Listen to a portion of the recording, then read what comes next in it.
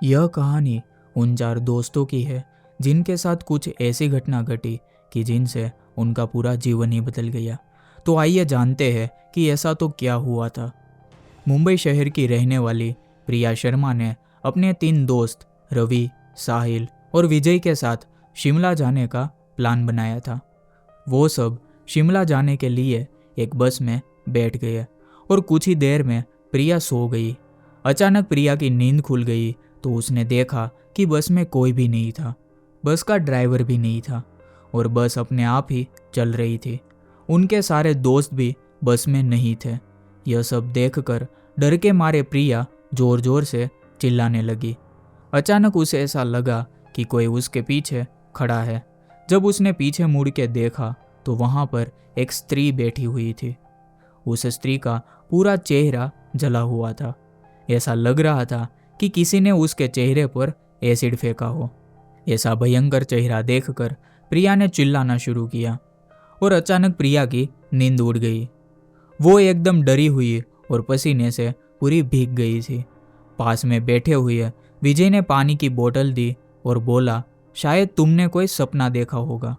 थोड़ी ही देर में वह सब शिमला पहुंच गए और उन्होंने एक होटल पर रात बिताने का डिसाइड किया और दूसरे ही दिन उन्होंने सब साथ में मिलकर होटल के पास वाले पहाड़ पे घूमने जाने का भी डिसाइड किया। करीबन आधे घंटे में वो सब पहाड़ की सबसे ऊंची शिखर पर पहुंच गए।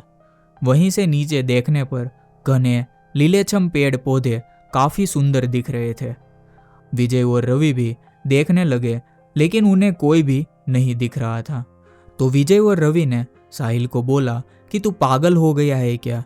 इस घने से जंगल में कोई भी स्त्री कैसे आ सकती है? तुम्हें शायद कोई भ्रम हुआ होगा। उसके बाद वह सब खुली जगह पर चले गए। रात होने ही वाली थी, इसीलिए वह सब ने पहाड़ पर ही रुकने का निर्णय किया। इसीलिए उन सब ने वहां पर तंबू लगाया और खाने पीने के लिए सामान को बाहर निकाला। प्रिया की बैग तंबू के बाहर थी, इसीलिए वह लेने के लिए बाहर गई तो वहां पर उसे किसी की आवाज़ सुनाई दी। प्रिया ने उस आवाज़ की ओर अपनी नज़र घुमाई तो उन्हें सामने से कोई 3 आदमी आते हुए दिख रहे थे। उनके हाथ में धारदार हथियार देखकर प्रिया डर जाती है और दौड़कर तंबू के अंदर आ जाती है। उसने अपने दोस्तों से भी यह बात शेयर की लेकिन कोई भी उसकी बातों पर विश्वास नहीं कर रहा था। प्रिया चिल्लाकर बोली, आप सब पागल हो गए हो क्या? कोई भी मेरी बातों पर भरोसा क्यों नहीं कर रहा है? चलिए मेरे साथ बाहर, मैं आपको वो 3 लोगों को दिखाती हूँ। वो सभी बाहर आके शिखर की टॉर्च से नीचे देखने लगते हैं। उतने में ही उन सभी को लगता है कि कोई 3 लोग उनकी ओर ही बढ़ रहा है। यह सब देखकर वो सभी डर जाते हैं और तुरंत ही अपना सामान समेटने लगते हैं और बड़े से पत्थर के पीछे छिप जाते हैं। थोड़ी ही देर में वो सब ऊपर आ जाते हैं। प्रिया ने देखा कि उनके हाथ, पैर और सिर आम आदमी के जैसे बिल्कुल भी नहीं थे। वो सब एक जगह पर बैठ जाते हैं और कुछ तांत्रिक विद्या शुरू करते हैं। उनमें से एक आदमी अपनी हाथों की उंगली को काट देता है लेकिन अंधेरे की वजह से उन्हें कुछ भी ठीक से दिखाई नहीं देता। अचानक उन चारों ने देखा कि एक औरत उन आदमियों के बीच में आके लेट जाती है। कोई भी नहीं जानता कि आखिर वो औरत वहां पे पहुंची कैसे। प्रिया ने कहा, मुझे कुछ समझ नहीं आ रहा है, आखिर यह सब हो क्या रहा है? मुझे बहुत ही डर लग रहा है। एक के बाद एक वो तीनों उस औरत को सूंघने लगते हैं। वहीं पे अचानक उस औरत ने अपनी उंगली उठाई और प्रिया की तरफ इशारा करने लगी। यह देखकर प्रिया एवं उनके दोस्त बहुत ही ज़्यादा डर जाते हैं।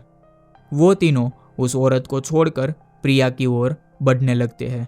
प्रिया एंड उनके दोस्त पहाड़ से नीचे होटल की ओर दौड़ने लगते हैं और उनकी आवाज़ सुनकर वो तीनों भी उनकी ओर दौड़ने लगते हैं। प्रिया और साहिल सबसे आगे थे और विजय और रवि उनकी पीछे दौड़ रहे थे। प्रिया और साहिल होटल तक पहुंच गए लेकिन रवि और विजय का कोई भी पता नहीं चल रहा था। प्रिया और साहिल ने होटल वालों से उनके बारे में सभी बातें की तो उन लोगों ने कहा कि उस पहाड़ पे कोई भी नहीं जाता। वो पहाड़ श्रापित है, जो भी वहाँ जाता है वो कभी वापस नहीं आता। आपकी किस्मत अच्छी थी कि आप सभी अभी जिंदा है, लेकिन उनके दोस्त रवि और विजय कभी भी वापस लौट के नहीं आए। प्रिया और साहिल ने उन्हें ढूंढने की काफ़ी कोशिश की, पुलिस कंप्लेंट भी करवाई, लेकिन कोई भी फर्क नहीं पड़ा। तो यह थी आज की कहानी। तो कैसी लगी ये कहानी आपको? अगर आपको भी ये वीडियो अच्छी लगी तो हमारे चैनल हॉरर स्टोरीज हिंदी को सब्सक्राइब करना बिल्कुल मत भूलना। और अगर आपके पास भी कोई ऐसा किस्सा है और कोई ऐसी कहानी है तो आप हमें मैसेज कीजिए और हाँ, कमेंट्स में हमें ज़रूर बताइए।